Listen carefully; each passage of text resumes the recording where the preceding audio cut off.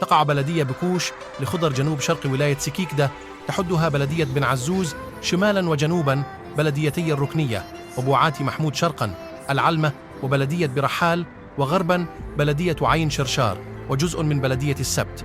تعتبر البلدية بوابة من الجهة الجنوبية الشرقية ورابطا بين ولاية سكيكدة، ولاية عنابة وولاية كالمة، إذ تتربع المنطقة على مساحة 152 كيلومتر مربع.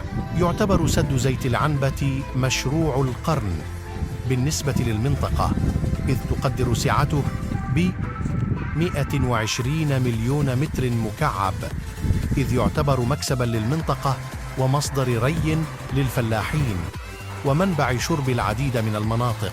يقع السد بالمنطقة الشرقية لولاية سكيكدة بلدية بكوش لخضر بلدية بن عزوز، يبعد عن البلدية ب2 كيلومتر.